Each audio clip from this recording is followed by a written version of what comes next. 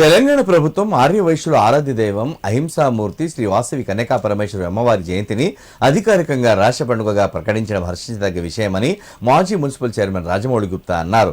సిద్దిపేట జిల్లా గజ్వేల్ పట్టణంలో నిర్వహించిన మీడియా సమావేశంలో మాట్లాడిన ఆయన ప్రతి సంవత్సరం వైశాఖ శుక్లపక్ష దశమి నాడు రాష్ట్ర వ్యాప్తంగా ప్రభుత్వమే అధికారికంగా జయంతి వేడుకలను నిర్వహిస్తామని ప్రకటించడాన్ని ఆర్యవైశ్య సంఘం తరఫున స్వాగతిస్తున్నట్టు తెలిపారు. ఈ నెల ఏప్రిల్ 26న వాసవి కన్యకా పరమేశ్వరి జయంతి ఉత్సవాలను గజ్వేల్లో ఘనంగా నిర్వహించినట్లు ఆయన వెల్లడించారు. అలాగే ఆర్యవైశ్య సమాజంలో ఉన్న నిరుపేదలను ప్రభుత్వం ప్రత్యేకంగా ఆదుకోవాలని కోరారు. ఈ కార్యక్రమంలో ఆర్యవైశ్య సంఘ నాయకులు, సభ్యులు పాల్గొన్నారు.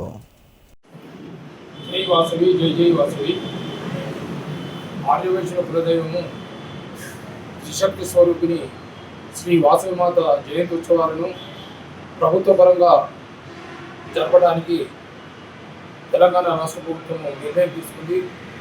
ఈ సందర్భంగా తెలంగాణ రాష్ట్ర ప్రభుత్వము అలాగే గౌరవ ముఖ్యమంత్రి రేవంత్ రెడ్డి గారికి మా ఆర్యవైశ్యుల తరఫున ధన్యవాదాలు తెలియజేస్తున్నాము.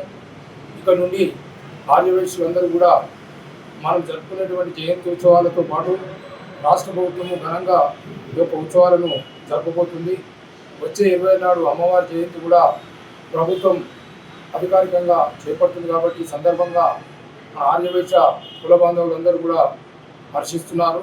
ఈ యొక్క జయంతి ఉత్సవాలను అధికారికంగా చేపట్టడానికి మన కుల పెద్దలు ఆర్యవైశ్య కార్పొరేషన్ చైర్మన్ సుజాత గారికి, అలాగే ఆర్యవైశ్య మహాసభ అధ్యక్షుడు, అలాగే ప్రత్యక్షంగా పరోక్షంగా ఇది సాధించడానికి విచ్చేసినటువంటి ఆర్యవైశ్య పెద్దలందరూ కూడా హృదయపూర్వక ధన్యవాదాలు తెలియజేస్తూ, ముఖ్యంగా ఆర్యవైశ్యలో ఎంతోమంది బీదవాళ్ళు ఉన్నారు కాబట్టి ఆర్యవైశ్య కార్పొరేషన్ ఏర్పాటు చేయడమే కాకుండా దీనికి సరైన నిధులు వెంటనే ప్రభుత్వము మంజూరు చేసి పేద ఆర్యవైశ్యులకు తోడ్పడాలని ఈ సందర్భంగా తెలియజేస్తూ ఆర్యవైశ్యుల తరఫున ప్రభుత్వానికి విజ్ఞప్తి చేస్తున్నాం.